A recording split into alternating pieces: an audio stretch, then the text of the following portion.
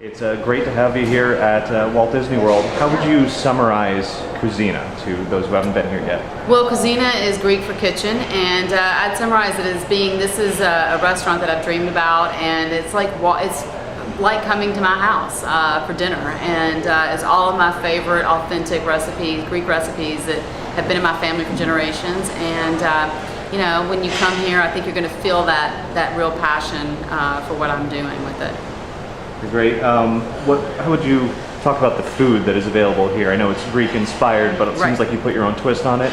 On some of it. Some of it are, you know, some of the dishes it is Greek inspired. The menu is Greek inspired. Some of the dishes I've put my own twist on, like, you know, we wanted a burger on the menu. We did a lamb burger. A lamb Which is fantastic, by the way. Thank you. A lamb shank that I really wanted on here. Some of the dishes are literally recipes that I grew up on, like the chicken kapama, the cinnamon stew chicken. You know, and some of the other dishes. So it's definitely pretty authentic dishes that, you know, I grew up on or, you know, have seen in Greece and spent time with my family. Do you have a favorite menu item? Well, I'm pretty partial to the cinnamon stew chicken just because that's something I grew up on. You know, I've known it my whole life, and it's always a favorite to go back to. Okay. And have any of the menu items here appeared on Iron Chef America? I can't remember that. I don't really recall if they have. I don't think so. But, you know, that doesn't mean they won't in the future. What do you think defines what Greek cuisine is for somebody who's not necessarily familiar with it? I think Greek cuisine really is defined by seasonality, you know, going by the seasons. We're very, you know, Greeks are very, very particular about that. So we're going to be definitely following the seasons here as well. But I also think it's some of the staples, you know, lamb, feta, phyllo dough, grape leaves, cooking with Kalamata olives, really great extra virgin olive oil, lots of citrus. Healthier, you know, cuisine, lighter, you know, even if you're having a lamb shank or the flank steak with chimichurri, it's still light. It's still going to be done in a healthy way. So, although you're going to feel satisfied when you leave here, you know, you'll feel full and satisfied. You're not going to feel stuffed.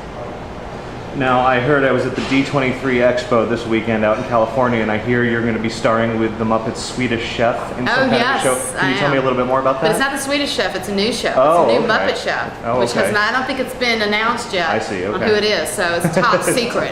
It's a top secret Muppet Chef. So I am going to be starring with them, and Miss Piggy's going to make an appearance, and Kermit and Fonzo, and, you know, all of the, or Gonzo and Fozzie. Right. Yeah, that's it. Fozzie the Bear. I had to get them straight. Yeah. But all of the cast members are going to be there. All the Muppets. And that's going to be an online show? It's going to be an online show. Yeah. Okay. And we're going to see that at Disney's site or the Food Network? Disney.com. You can go into the Muppet site, I believe. Right? Let's double check that. I think it's Disney.com. Okay. Now, I'm a big fan of Iron Chef America. I've been watching it for many years now. How do you prepare yourself to go into one of those grueling hours of cooking?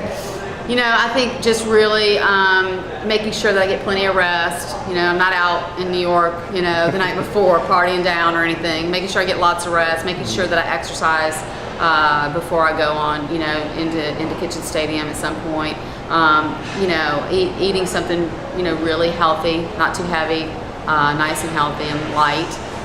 And I think just really mentally preparing and not overthinking it too much. Just kind of going in, you know, not expecting and not over expecting and worrying about who you're competing against and who the judge is, and just really getting in the zone.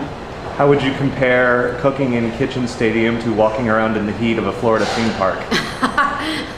Oh, very different. But I don't know, walking around in the heat and the humidity can be kind of intense. I grew up in Mississippi, so.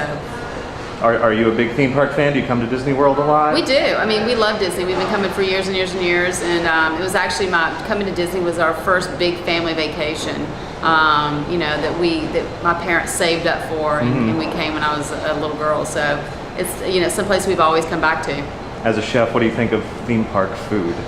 Well, I always get the turkey leg because it's a lot healthier than it, you know. But I think it's changing under with Bob Iger. I think he's been great about, and his team have been great about changing things up and making it healthier. There's a great hummus sandwich that's on the menu in a lot of the parks that we've gotten before.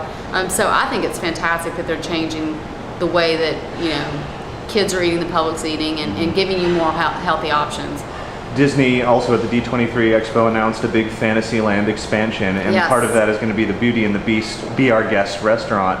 If you were in charge of the menu there, what do you think you would want to see on that type of a restaurant? Beauty and the Beast, huh? We definitely have to. Definitely have some braised items like some ossobuco and maybe some, some things that were, done a little bit lighter, but were definitely hearty, And then I don't know, it'd be kind of fun to do kind of a beauty side of the menu and a kind of the beast side of the menu. Maybe some carnivore and maybe some the carnivore page, and then maybe something a little bit lighter. That sounds very good.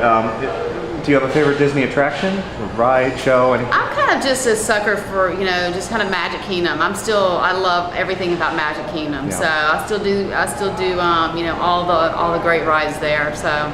Are you going to be coming back to this restaurant to check in, Yes, periodically? Definitely. I'm going to be coming back to Kouzzina on a regular basis and checking in and definitely staying in touch with Dee and the chefs on a very regular basis on anything that's going on here and how things are going. So. And then make a little mini vacation out of Absolutely. it. Absolutely. One last question: if you didn't become a chef, what do you think you would have pursued?